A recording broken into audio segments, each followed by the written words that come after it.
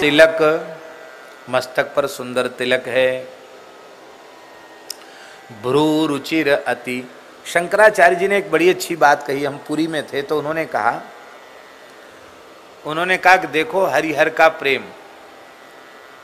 कहते भाई राम जी शिव भक्त हैं तो ऐसा तिलक क्यों नहीं लगाते हैं?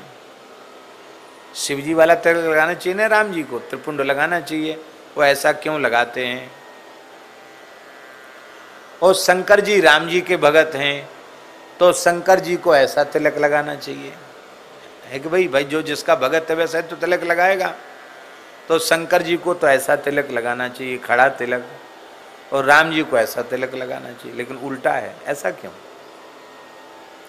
अरे बोले उल्टा नहीं है, शिव जी का प्रधान चिन्ह त्रिशूल है, आयुध त्रिशूल है, और त्रिशूल ऐसा ही होता है।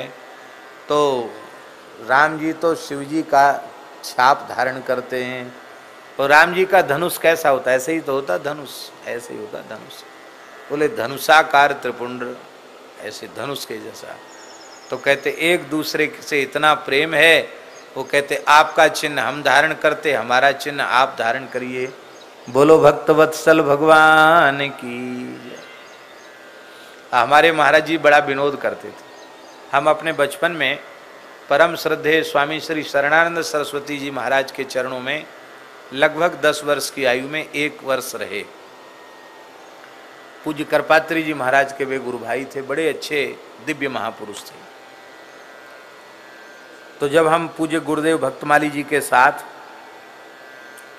पहली बार वृंदावन के लिए चले, 10-11 साल की आयु रही, तो हम भी त्रिपुंड ही लगाते थे। तो सबसे पहले मुड़ारा गांव में गए, तो वहाँ हमने महाराज जी ने हमको दीक्षा नहीं दी थी। बोले तुमको दीक्षा वृंदावन में चल के देंगे। तो हमने महाराज जी से पूछी कि महाराज जी कौन सा तिलक लगावें? महाराज जी के साथ थे तो हम तो ऐसे लगाते थे भस्म के त्रिपुंड, जैसे हमारे सब ये बटुक लगाते हैं, और महाराज जी ऊर्ध्वपुंड लगाते थे। तो हमने महाराज जी से पूछा कि महाराज जी हम कैसा तिलक लगावें? तो महाराज जी हंसने लगे। अरे बोले तिलकम तो यथा रुचि, जैसी रुचि हो। क्योंकि नहीं आप बताइए, अब तो आपके साथ रहेंगे, कैसा तिलक लगाना है? तो महाराज जी हंसने लगे। बोले देखो हमसे क्या पूछते हो, अपने माथे से पूछ लो। हमने कहा महाराज जी माथा बोलता है? बोले हाँ हाँ बोलता, क्यों नहीं बोलेगा माथा, उससे पूछ लो कौन सा तिलक लगावें। हम तो बच्चे ही थे, 11 साल के थे, हमको समझ में नहीं आया, माथा कैसे बताएगा कौन सा तिलक लगाओ।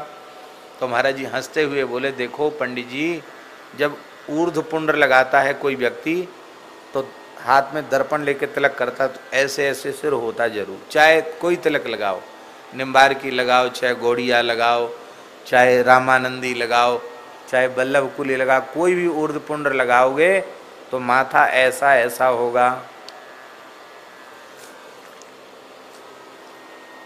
त्रिपुंड लगाओगे तो ऐसे ऐसे होगा।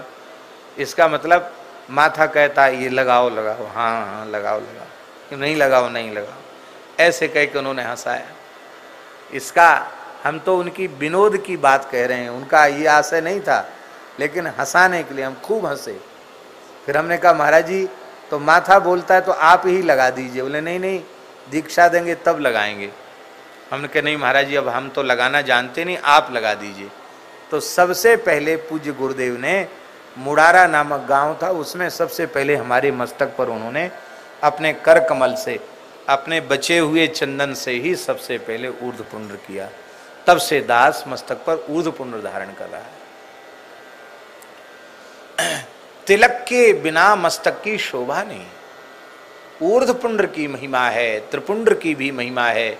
अपनी गुरु परंपरा से जो भी तिलक जिसे मिला है उसे अत्यंत श्रद्धा और निष्ठा पूर्वक धारण करना चाहिए।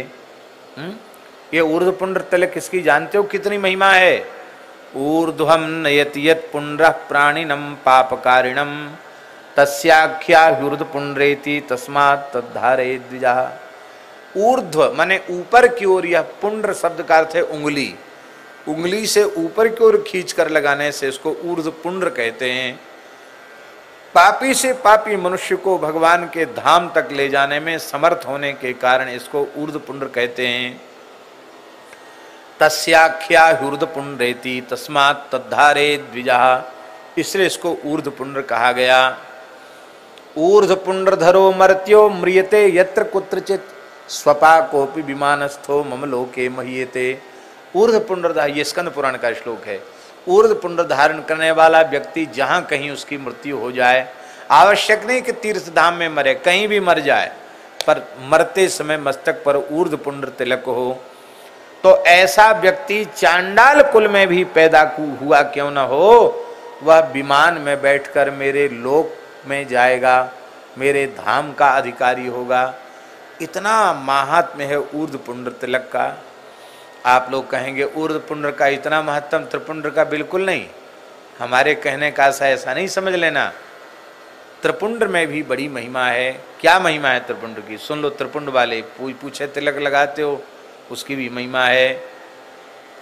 आदि ब्रह्मा, पुंड्र माने होता उंगली, पुंड्र शब्द का अर्थ क्या है संस्कृत में, उंगली, और त्रि माने तीन, त्रिभिर पुंड्रैर धार्यते त्रिपुंड्रा, तीन उंगलियों से जो धारण किया जाए उसको त्रिपुंड्र कहते। तीन उंगली ऐसे भस्म लिया, ऐसे लगाया। अंगुष्ठेन कृता रेखा, क्योंकि मध्यम लेपित, मध्य में लेप नहीं करना चाहिए, इसलिए अंगुष्ठ से मध्य को ठीक करना चाहिए, मध्य में बिंदी, ये हो गया त्रिपुंड्र। आदि ब्रह्मा मध्य विष्णु ऊर्ध्वरेखा सदा शिवः बिंद की शक्ति रूपेण त्रिपुंड्रम धारये द्विजः। ये भी पुराणों में श्लोक आया है। आदि ब्रह्मा, नीचे वाली जो पहली रेखा है त्रिपुंड्र की, वो ब्रह्मा जी का स्वरूप है। मध्य वाली रेखा विष्णु का स्वरूप है। ऊपर वाली रेखा शिव जी का स्वरूप है। और जो बिंदी है वो भगवती पराम्बा जगदम्बा आद्या शक्ति भगवती जगदम्बा दुर्गा का प्रतीक है। इस तरह से ये सभी देवता इसमें आ जाते हैं और स्वभाव में। तिलक, तिलक के बिना मस्तक की शोभा नहीं है। हमारे महाराज जी कहते थे, सच्ची बात तो यह है कि तिलक को ही स्नान कहते हैं, तिलक को ही स्नान कहते। महाराज जी कहते थे आप खूब बढ़िया से नहाए हो और मस्तक पर तिलक न हो, और आप साधु ब्राह्मण हैं तो कोई जरूर पूछेगा क्यों महाराज स्नान किया नहीं किया है। और भले ही आप बिल्कुल न नहाए हो, ठंड पड़ रही हो, हाथ मुंह धो लिया, साफी से पोंछ लिया, अनेक मुंह चुपड़ लिया, बढ़िया से तिलक लगा के माला झोली लेके बैठ जाओ, कोई कह जाए तो कहो कि तुम नहाए कि नहीं नहाए। बढ़िया तिलक ताजा लगा हुआ तिलक हो, कहें आहा देखो